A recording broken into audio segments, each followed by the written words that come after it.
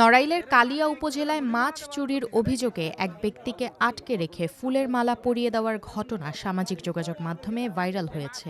11 April শনিবার দুপুরের দিকে এ সংক্রান্ত ভিডিও ও ছবি সামাজিক যোগাযোগ মাধ্যমে ছড়িয়ে পড়ে। পরে তাকে পুলিশের হাতে তুলে দেওয়া হয়।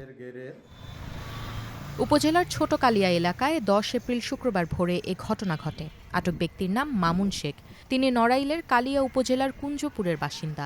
স্থানীয় একাধিক বাসিন্দার সূত্রে জানা গেছে, মামুনের নামে আগেও চুরির অভিযোগ ও মামলা ছিল।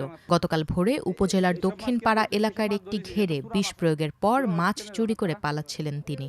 ছোট কালিয়া মোড় এলাকায় পৌঁছালে এক নিরাপত্তা প্রহরী মামুনকে আটকান। এ সময় তল্লাশি চালিয়ে তার কাছ থেকে 10 কেজির মতো চিংড়ি মাছ ও বিষের বোতল পাওয়া যায়। খবর পেয়ে সেখানে ঘেরের মালিক ও স্থানীয় বাসিন্দারা ভিড় করেন। এক পর্যায়ে মজার ছলে কয়েকজন মামুনের গলায় ফুলের মালা পরিয়ে দেন এবং মাছ চুরি করার স্বীকারোক্তিমূলক একটি ভিডিও ধারণ করেন। কালিয়া থানা পুলিশের ভারপ্রাপ্ত কর্মকর্তা ইদ্রিস আলী বলেন, বিভিন্ন ঘের থেকে মাছ চুরি চক্রের অন্যতম সদস্য মামুন।